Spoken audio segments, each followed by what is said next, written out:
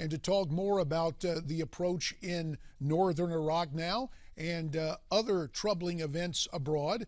My former colleague from the Congress of the United States, the one-time chairman of the House Intelligence Committee, Skyping in today from Holland, Michigan, as befits his Dutch heritage. It's Pete Hoekster. Pete, the airstrikes have begun. 2 fighter jets. It sounds like the very definition of a surgical strike.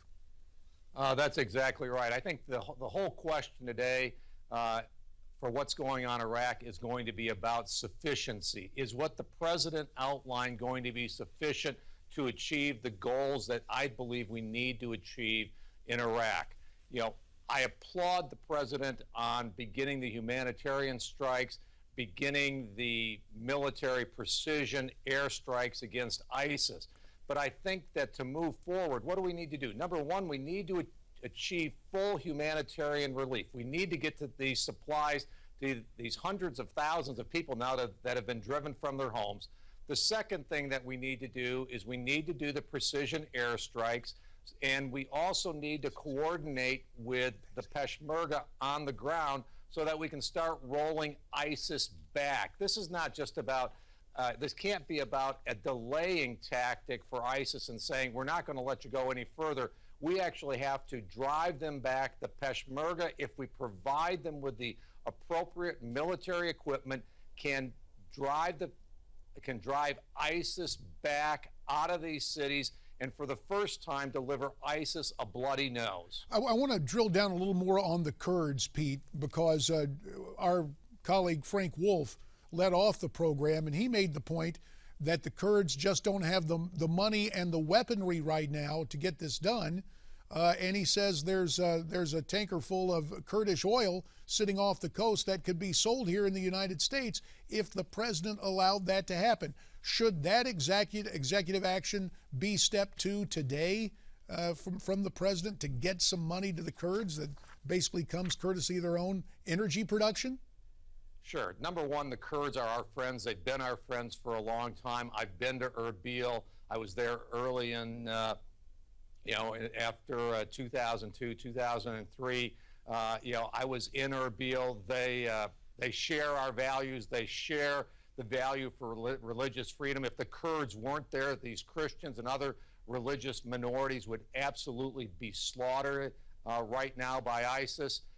They have been cut off from Baghdad in terms of receiving the aid that is the money that is rightfully supposed to go from Baghdad to the Kurdish regional government. They haven't gotten that, I think, since the beginning of the year. So, yeah, they are suffering from a lack of military equipment and a lack of funds. And, the president very easily could allow this oil to be offloaded in Houston, refined, and roughly $100 million go to the Kurdish regional government immediately to help fund the humanitarian crisis and help fund their operations and their military. The bottom line is the Kurds can help us defeat ISIS, and the Kurds are and will be our friends into the future.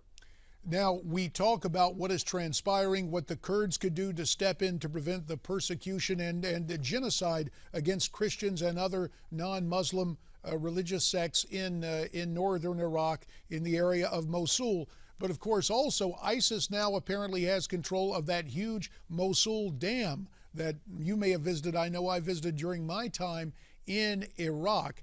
In terms of what ISIS can do militarily, or just in terms of raising the pain threshold, if you will, it's what, taking away power and conceivably flooding some areas since they have control of that huge dam? They've done exactly that with one of the other dams that they've gotten control of around Fallujah. They can control the flow of water. There have been some that will say, well, don't worry, they just want to control this dam so that they can, demonstrate that they can govern, demonstrate that they can get water and electricity to the people that are now, the areas that are now under their control. But I wouldn't put it past them at all that if there was any threat to their maintaining control of this dam, that they would blow it. They don't care about the long-term well-being of the areas and the people that they have control of. They are all about destruction. And so, you blow up that dam, The water supply, the electricity for a long time in that part of Iraq would be threatened, but most importantly, it would wreak devastation downstream. People have estimated that there could be a wall of water 60 feet high going through Mosul, and it would have implications all the way down into Baghdad. ISIS is a terrorist group. They need to be defeated. They are a threat not only to Iraq, but to the West. We can't give them an area where they can plan and prepare for attacks. You know, the guy wants to establish a caliphate, and a caliphate that goes through northern Africa, goes into southern Europe, and use it as a base to attack the West. They are a real threat.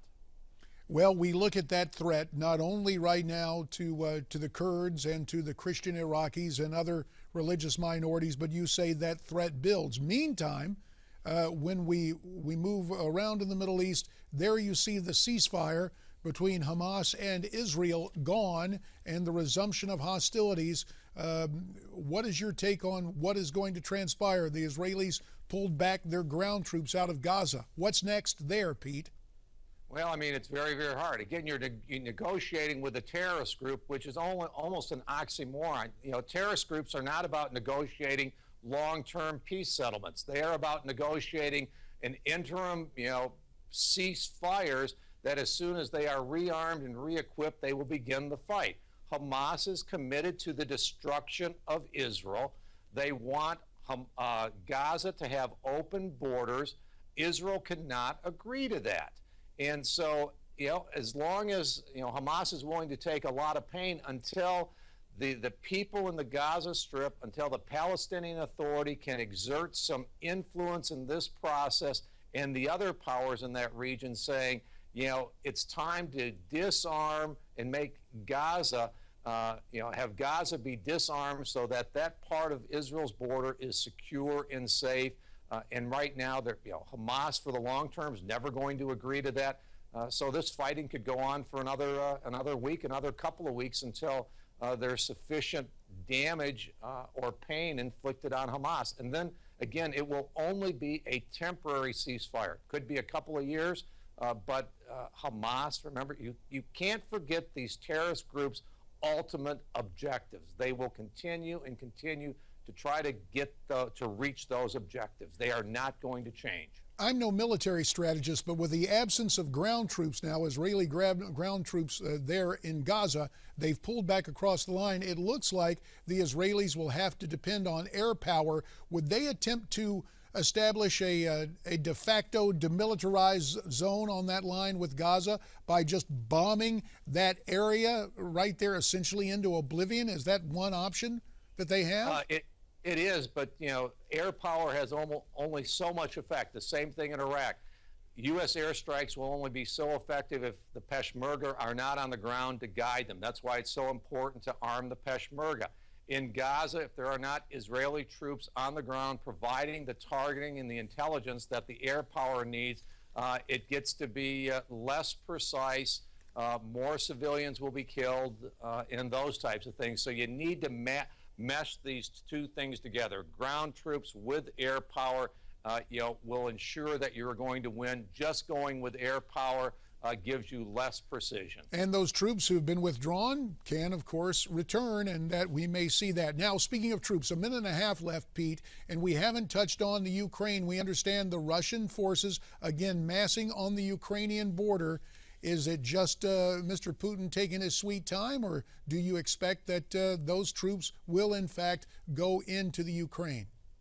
Well, I think what you'll see at a minimum, JC or JD, is that as the Russians mass the troops, there are already Russian troops in Ukraine. They're just not wearing Russian uniforms. They're providing intelligence, they're providing technical support, and those types of things. I think it's going to be another major red line for them to actually send uniformed Russian troops across the border. I think it's a possibility, but I would say it's unlikely. Well, Pete, we certainly appreciate your insights and analysis, and as always, for in-depth forecasting on this in the Middle East and elsewhere, you can turn to lignet.com. Pete Hoekstra, we thank you so much for your time. When we come back, Miranda Khan will rejoin us with a Newsmax Now update. And we also, of course, want to hear what's on your mind as you give us your take on what is transpiring internationally. Why don't you tweet us your comments at Newsmax TV, hashtag America's Forum. You can also visit us, newsmaxtv.com/comment and facebook.com/Newsmax. America's Forum. We'll be right back.